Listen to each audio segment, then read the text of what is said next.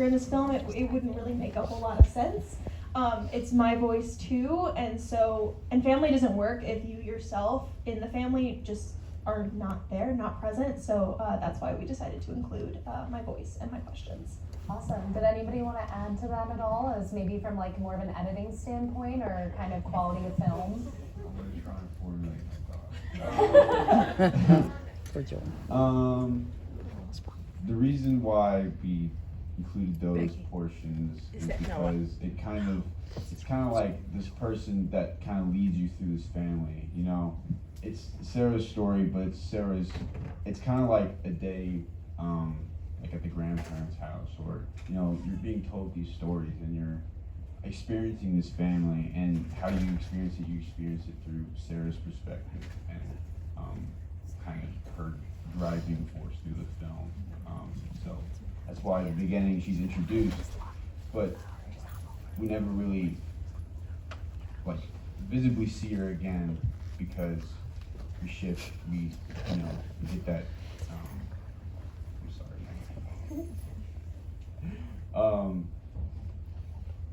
We get that basis, and then from there we go up the tree, and we learn more about the rest of the whole. So. Awesome, wonderful. Okay, great.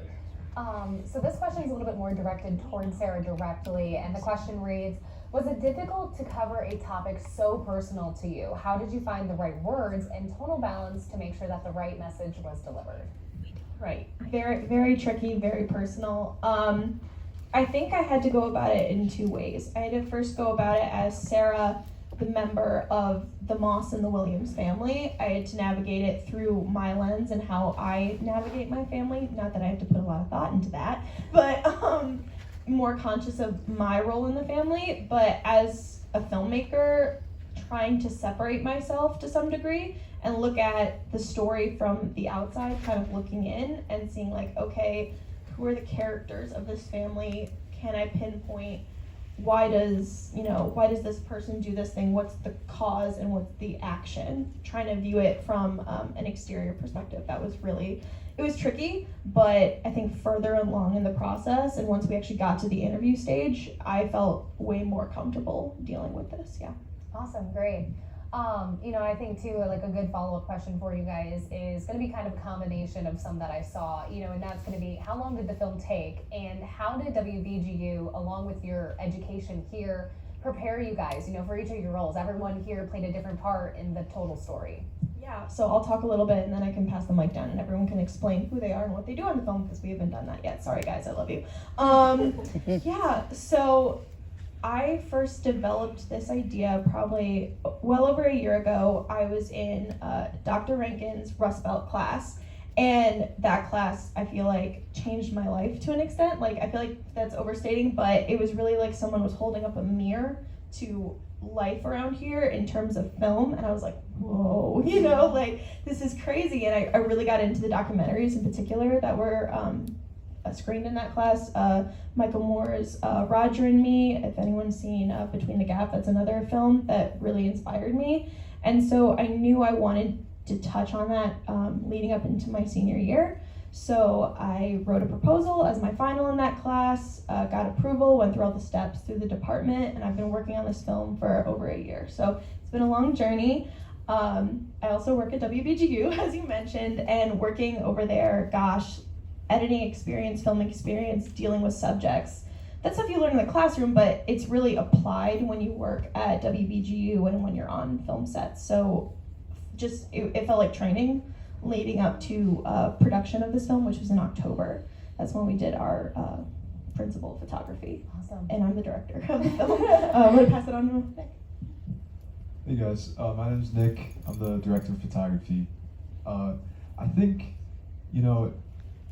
I'm trying to figure out where I want to go with this, but this experience was just like such a great learning experience for me. I've never really, gone into a deep production for a documentary, and it was really awesome to, learn from different aspects of production, learn, how to do pre-production and how, I would go about things differently. But I think overall, I I just gained a lot of experience from and knowledge from my classes, and I was talk with Sarah, try and get info about her influences, and we moved forward with that through our B-roll and interviews and stuff. We really pushed for a lot of like warm tones, and the color isn't all the way there, but we were really psyched with how it turned out. And yeah, so thank you to the crew and everyone for coming. That's all I got right now. So as some people know me, I am a theater major, or I graduated a theater major. And so like when I've done film before, it has been very much that narrative focus, similar to like Nick, not really doing something that's as more about documenting and kind of finding the narrative in what exists in our world. So it was very cool to be able to have that experience and be able to,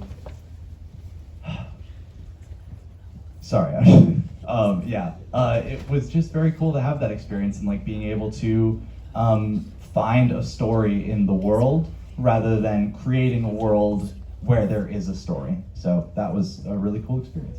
Oh, sorry, I was the first assistant director. My name is Joel. I was the editor for this project. This thing was a Goliath of a thing to edit.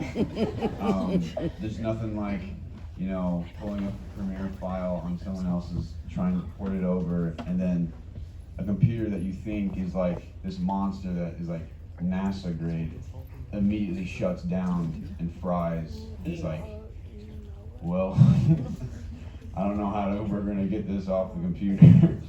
But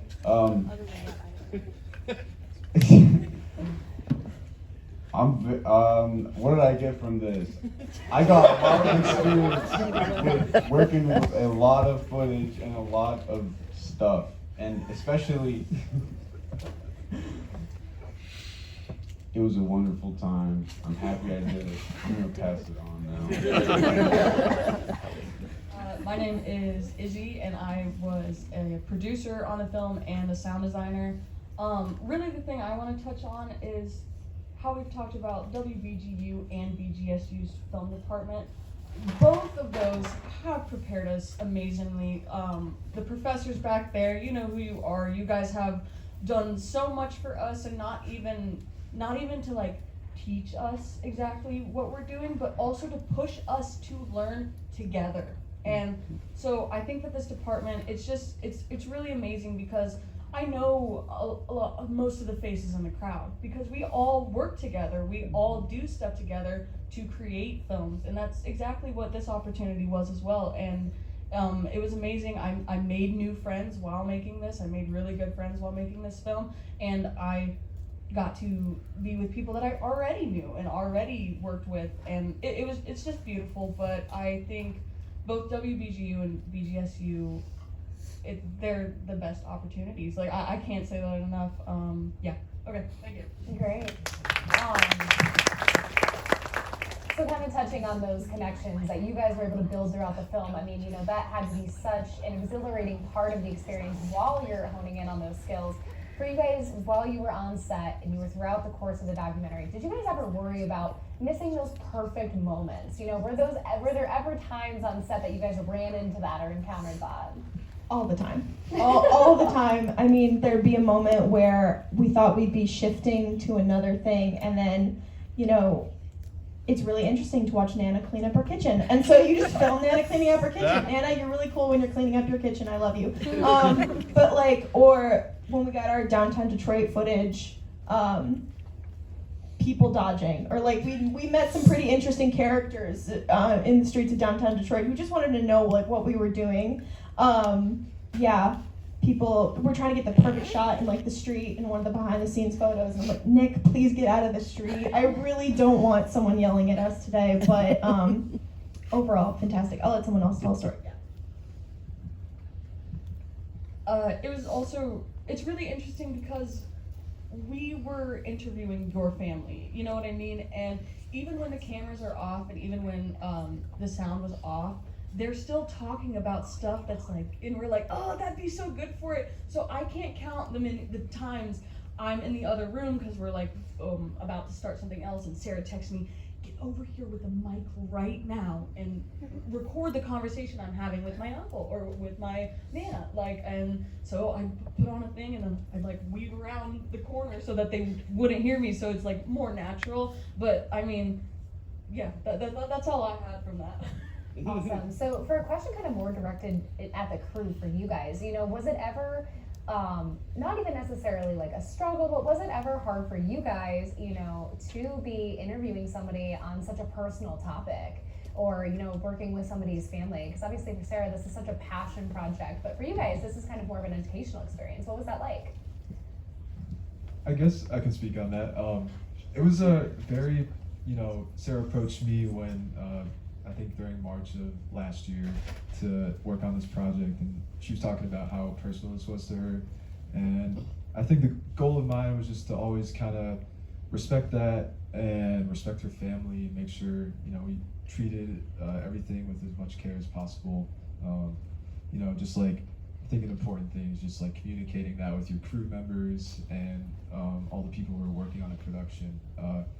You know, there was a lot of moments where they would delve into like some pretty intense topics. So we just like tried to keep things light, keep the crew members informed, and, you know, tried to be respectful of everyone. And that was like a pretty important thing for me.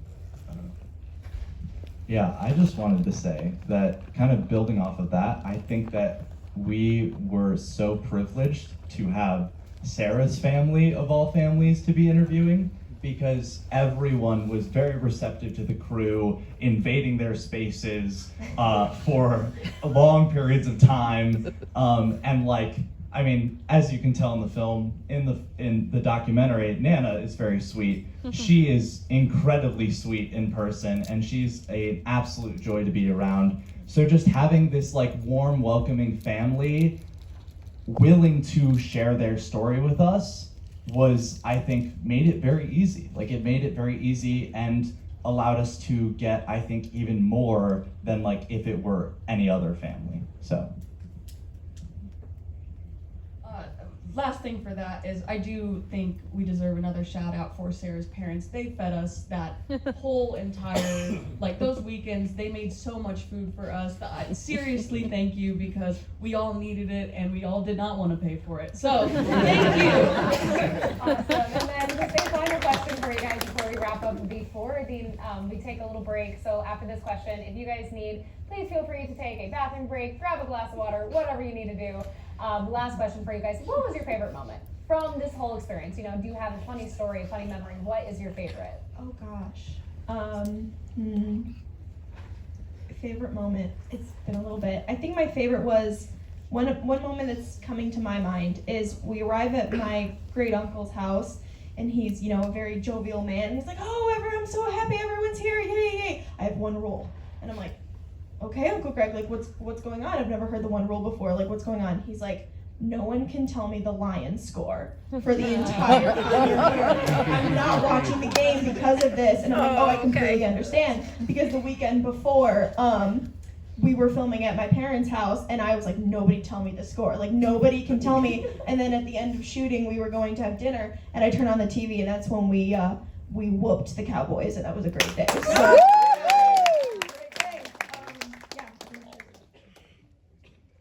So, I think to touch on production real quick, I really enjoyed, we had to rush a little bit, but just like going around Detroit and filming a lot of the cityscape, some of the architecture you guys saw. That was awesome, and just like the sense of like family love that the Moss family showed us through. It was just like something like after wrapping up and having lunch and dinner and just like hanging out with everyone was super awesome. So thank you again. One of my favorite memories from like post-production is like I think I had to drop off some B-roll to Joel, and then he was like, at the time, I don't know if you saw the behind-the-scenes photo, but he was like editing at one of our friends' basements, and I like got down there. I think it was on my birthday actually, and I like I found him. Duke. I found him like curled up in a ball on the floor. This poor man. Anyways, so I just want to say, thank you for putting all the time in, Joel, and thank you to everyone on the crew and everyone who's helped out. That's my answer. There is a shot where Sarah's father is walking through a garden, and that was when we were like exploring Detroit, getting different shots and stuff. And I walked off, went on a little side quest, and I found one of those electric scooters that you can rent. And so I like leave, I'm like, I'll be right back, guys. And I just start walking away, and then I come back zooming. But what happened was there was some sort of like speed limit. So as I started zooming by, it was like actively slowing down. So then I thought I was just gonna zoom by, and then I'm like, hey guys, and then I am like, goes from like 12, not actually 12, but like 12 to like 5. So very slow. It was a little silly, a little fun. Love a good film side quest. So off the top of my head right now, in my foggy brain, I can't remember anything that's jumping out immediately, but I have something that's really interesting that happened, and that after we were trying super hard to get into film media, which is the reason why I was sleeping on the floor in a dirty basement, trying to get that thing done before the dorms opened. I had to be in BG. And I did all this stuff, blah, blah, blah. I got the edit, and then I proceeded to, for the next, not even joking, like 48 hours, try to export the project. And it went through, the original project file was like humongous. That's when I referred to like it crashing a supercomputer in my eyes. That happened, and we were like, okay, how does that happen? But then, after that, I come back after I thought we were able to get into film media. I was like, oh, I can relax. And then the drive that had the project file on it was gone. Not gone, but it couldn't read. It broke. So that entire film, I had to take the one little export that had very many issues, and I had to go frame by or shot by shot and rebuild all of that in about like 2.5 weeks. And that took me like months to get to that point. But like, it's kind of funny. I don't know. So that's a fun story. We haven't mentioned this yet, which is surprising me. We actually all ran into the Secret Service whenever we were in. So this was the coolest part. Not to bring politics or anything into it, but it was really cool because we all had to go to the bathroom really bad. We're walking around Detroit getting B-roll, and we see a hotel, and we're like, all right, let's just go into this hotel. Literally, the Secret Service were in there. Me, Sarah, and a few other people, we were trying to get answers. We were trying to ask who was there. Turns out both Kamala and Trump were there. We think Kamala was the one in that hotel. But that was a really funny experience. If you want to add to that, you go for it. We tried to sweet talk a bartender. Yeah, it was really interesting walking into a hotel, and then you're looking at a guy in a bulletproof vest that says Secret Service, and I think he had a big gun, but I can't quite remember. Yeah, that was quite awkward, and then they wanted to like check our equipment, and we're like, we're just college students, leave us alone. I just want to make fun of Nick real quick. Yeah, also, I remember specifically we're in that hotel and Nick starts to go to unzip a bag, and Bridget, I don't know if she's here, but she was our DIT. She, do not open that bag in here. I was like, oh yeah. Awesome. So those are all the questions that we have time for. If you guys can give them just one big more round of applause. Really quick thing, if you were crew on Deep Rust, please stand up. We want to acknowledge you guys. If you were crew on this film, I know you guys are here.